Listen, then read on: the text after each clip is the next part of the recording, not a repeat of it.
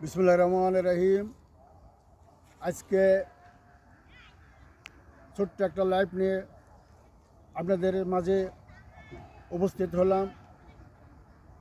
বড় দুঃখজনক বিষয়, আজ থেকে বেশ কিছুদিন আগে রাস্তা চলাকালীন অবস্থায় এই বাংলার মানুষ, বাংলার ছেলে, যে দলই করুক না কেন, সে আমাদের একটা জাতি ভাই, সে আমাদের মুসলিম ভাই।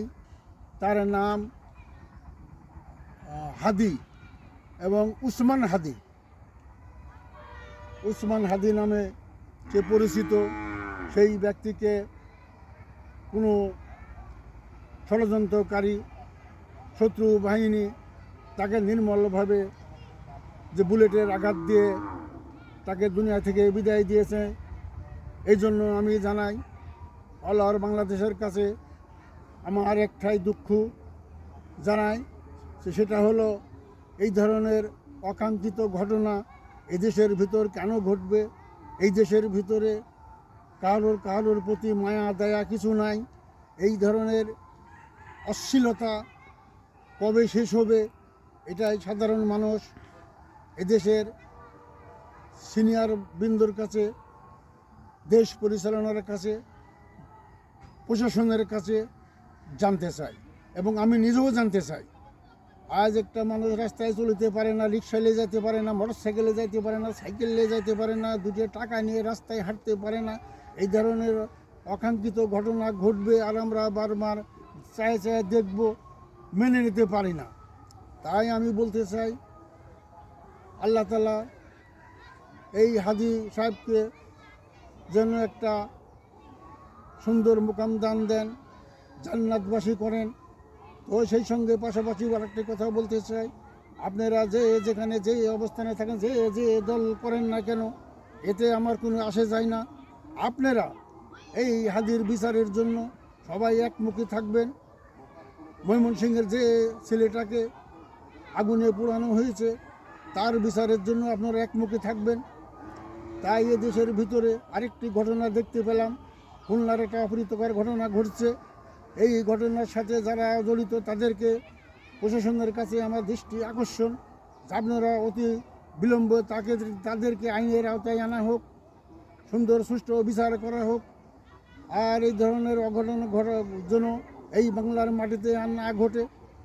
এই বাংলাদেশের নির্বাচন আসে, অপ্রীতিকর ঘটনা ঘটে, নির্বাচনটা কোন খেলায় খেলে এই জাতি জানতে চায়। এই যদি সব দল একত্রিত হয়ে নির্বাচন করেন, আমার মনে হয় এই ধরনের ঘটনা ঘটতো না। আজ এই বাদ ও বাদ সে বাদ, আজ দেখা যাচ্ছে বিভিন্ন শ্রেণীর মানুষের ভিতরে নিজেদের দলের ভিতরে 3-4টা একই সিটে 3-4 জন দাঁড়ায়, এদের ভিতরে অপ্রীতিকর ঘটনা ঘটায় বিভিন্ন মানুষের পর্যায়ে তাদেরকে ফাঁসানো হয়। আর যারা এই এই সাধারণ একটা মানুষ, সে হলো রাস্তায় যাতে চলতে ফিরতে পারতেছে না, রাস্তায় চললে 5বার আল্লাহর নাম নিয়েও সে বাঁচতে পারে না। এই ধরনের অপ্রীতিকর ঘটনা আমরা যেন আর আগামী দিনে দেখতে চাই না। তাই এদেশের মানুষকে বলতে চাই, আপনারা একমুখী হন, একসঙ্গে আমরা এই দুষ্কৃষ্টকারীদের ব্যক্তিদের সঙ্গে আমরা মোকাবেলা করার জন্য প্রস্তুত হব। এই মোকাবেলা প্রস্তুত হয়ে এই দেশকে সুন্দর রোল মডেল করব, সেই আশা আকাঙ্ক্ষা রেখে আমি একটাই কথা বলতে চাই, সব দল, বাংলাদেশে যত দল আছে এই দলকে সবাইকে একসঙ্গে নিয়ে আগামী দিনে নির্বাচন করা হোক। যে নির্বাচনের প্রতিশ্রুতি নিয়েছেন, আগামী দিনে এই নির্বাচনটাকে বানচাল করা হোক। এই নির্বাচন আমি মনে করি কোনো গ্রহণযোগ্যতা আসবে না। তাই এই দল এই নির্বাচনকে বানচাল করে সুন্দর সুষ্ঠুভাবে নির্বাচনটা দেওয়া হোক।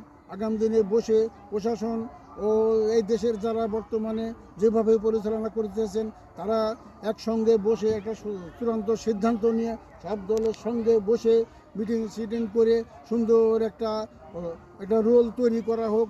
এই রোলের পরিপ্রেক্ষিতে সুন্দর আগামী দিনে নির্বাচন করা হোক। এই নির্বাচনে যে জয় লাভ করবে সে দেশটা সুন্দর সুষ্ঠুভাবে চালাবে এবং বিরোধী দল যারা জয়লাভ করিতে পারিবে না, তারা পাশে বসে চতুর সাইডে নজরদারি বিভিন্ন শ্রেণীতে খেয়াল রাখবেন, যাতে কেউ কখনো অপ্রীতিকর ঘটনা ঘটাতে না পারে, তাহলে আমাদের দেশটাকে রোল মডেলে পৌঁছানো তো সম্ভব হবে।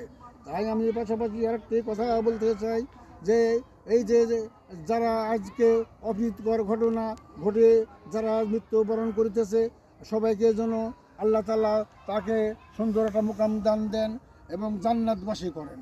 এবং সেই সঙ্গে পাশাপাশি বলতে চাই তাদের বাপ মা ফ্যামিলি ইত্যাদি যে যেখানে আছে তাদেরকে ধৈর্য ধারণের আল্লাহ তাআলা যেন তৌফিক দান দেন করেন।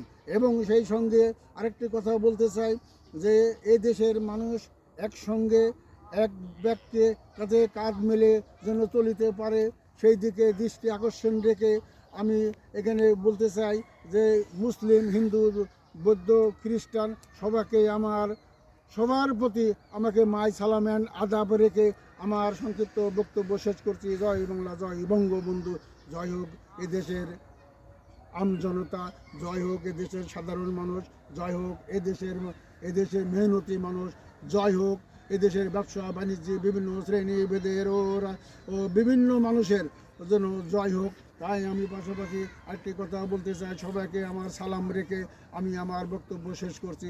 জয় বাংলা, জয় বঙ্গবন্ধু।